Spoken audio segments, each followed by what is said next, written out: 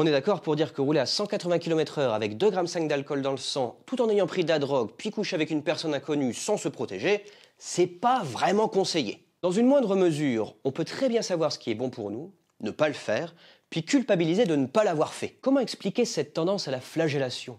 Serions-nous notre meilleur ennemi? Dans cette vidéo, nous nous interrogerons sur la nature de l'autodestruction, les potentielles causes et les risques, et les solutions envisageables pour y remédier. D'un point de vue comportementaliste, l'autodestruction, c'est l'ensemble des conduites destructrices du soi. Elles vont à l'encontre de notre intégrité physique et morale. Quand on parle d'autodestruction, on pense un peu trop vite à la mutilation. Ce qui est normal, c'est la manière la plus tangible d'envisager l'autodestruction. Mais je voudrais élargir un petit peu ces considérations. Des comportements autodestructeurs, il en existe de plus anodins. Bien souvent inconscients, parce que nous avons rationalisé notre comportement. Mais se dire « Oh, tu sais, moi je suis con » ou alors « Fais-le toi, parce que moi je vais tout rater », c'est certes un peu moins trash que se dire « Je ne mérite pas d'être sur Terre » et se scarifier, mais c'est tout aussi destructeur, parce qu'on détruit le potentiel soi futur. Pour moi, il n'y a pas une différence de nature, mais une différence de degré. Tout le monde s'est déjà dit « Merde, je suis con » ou bien « Merde, je suis nul ». Mais à force de se répéter ce genre de phrases, nous les avons assimilées, et nous les avons pris comme des vérités. Mais comment on a pu en arriver à se dire des choses pareilles ? En ce qui concerne notre psyché, rien n'arrive ex nihilo. Il existe plusieurs causes à l'image que nous avons de nous-mêmes. L'image de soi se construit tout d'abord au sein de notre famille, par mimétisme et par interaction entre membres familiaux. Père, mère, frère, sœur, chien. Notre famille peut nous aimer, elle n'en demeure pas moins composée d'humains, qui ont eux-mêmes un vécu provenant lui-même d'un vécu d'autres humains, et ainsi de suite. En nous éduquant, ils nous transmettent leur amour, leur espérance, leur volonté de réussir, mais également leur peur, leur manque de confiance en eux et leur vision du monde. Et on peut arriver à des situations paradoxales du type « je t'aime, prends soin de toi, mais t'y arriveras pas ». Ou alors « c'est très bien ce que tu fais, mais t'as pensé à l'échec ». Nous grandissons avec cet héritage familial de croyances qui se développe sur 3 niveaux. Soi, les autres, le monde. Par exemple, « je ne suis pas capable, les autres sont mieux que moi, le monde est dangereux ». Arrivé à l'école, nous allons rencontrer des professeurs, certains bienveillants qui feront germer et éclore le meilleur chez chaque élève. D'autres beaucoup moins qui vont transférer leur frustration sur la classe, histoire de ne pas souffrir tout seul. Voilà une part d'explication qui permet de comprendre l'adulte que nous sommes aujourd'hui.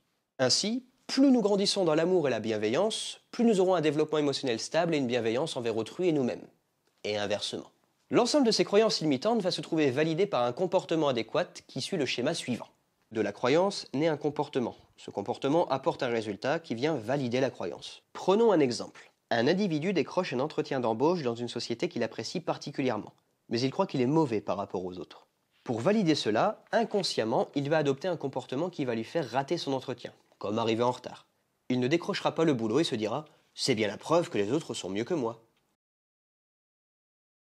S'ajoutent les croyances que l'on acquiert par différents médias, le cinéma, la télé, les séries, auxquelles on va également répondre positivement par ce même schéma. Ce qu'il y a d'autodestructeur, c'est qu'on baigne constamment dans ces croyances. Mais au fond, est-ce qu'on vit en accord avec? Par exemple, les filles c'est comme ci, les garçons c'est comme ça, et les jeunes de nos jours, patati patata.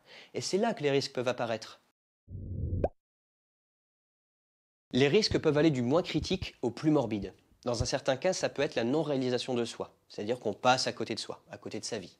On peut douter de soi, se déprécier, voire se détester. On peut penser qu'on n'est pas légitime d'être heureux et qu'on mérite de souffrir. On peut vivre constamment avec son pire ennemi. Et là, on peut s'infliger diverses douleurs. Brûlures, arrachage de cheveux, scarification, troubles alimentaires, conduite à risque, et malheureusement, ça peut aller jusqu'au suicide. Attention, je ne dis pas que c'est soit l'un, soit l'autre. C'est pas ou bien on manque d'estime de soi, ou bien on se déteste. Non, c'est beaucoup plus subtil que ça. Je dis juste que c'est une échelle sur laquelle, à un moment donné dans sa vie, on peut se trouver. De la même manière, je ne dis pas que chaque conduite ou chaque phrase négative à notre égard va engendrer systématiquement une haine de soi. Je dis que ça peut y contribuer dans la mesure où ça a influencé nos choix, et nos choix font ce que nous sommes. Qu'est-ce qu'on pourrait faire pour prévenir les risques? Posez-vous la question, qu'est-ce qui a rendu possible la personne que je suis aujourd'hui? En faisant votre anamnèse, vous aurez des éléments de réponse. C'est pas forcément facile de changer l'image qu'on a de soi, mais c'est pas impossible pour autant. Dès lors que vous aurez compris d'où vous venez, confrontez vos croyances à la réalité. Est-ce que je suis vraiment comme ça? Qu'en pensent les autres? J'entends malheureusement beaucoup de personnes se dire « Non, mais moi je suis nul ». Et quand c'est comme ça, je demande à la personne « Ah ouais, vraiment, t'es nul? T'as jamais rien fait de ta vie? Tu ne sais rien faire ?» Vous vous rendez bien compte que c'est absurde de dire « Je suis nul ». Tout le monde sait faire quelque chose. C'est pareil avec les croyances sur les autres et le monde, dans la mesure où en changeant les croyances sur nous-mêmes, on changera nos croyances sur les autres et le monde. Il faut être bienveillant avec soi. Ça commence déjà par dire non à ce qui est néfaste pour nous. Ça peut aussi parfois passer par un isolement ou une reconfiguration de nos relations sociales. Si nous appréhendons de voir certains de nos amis ou membres de notre famille ou que nous sentons moins bien après les avoir vus, c'est qu'il y a un problème. Il y a potentiellement des relations toxiques et il faudra s'en défaire pour notre bien. On est censé se sentir bien après avoir vu les gens qu'on aime. Peut-être que dans notre entourage, à l'école ou au travail, il y a des gens qui s'autodétruisent. Et en cas de doute, ça nous coûte rien de demander comment ils vont. On peut aussi surveiller notre langage pour ne pas alimenter ce qui contribue à l'autodestruction de chacun. Au contraire, contribuer à la construction de chacun et bâtissons une société plus harmonieuse. Si vous avez aimé cette vidéo, lâchez un like, commentez, partagez-la. Suivez-moi sur Instagram où je partage d'autres projets. Vous pouvez soutenir la chaîne sur Tipeee ou Utip. La prochaine fois, on reparlera de l'autodestruction, mais à l'échelle planétaire. Allez, bon futur!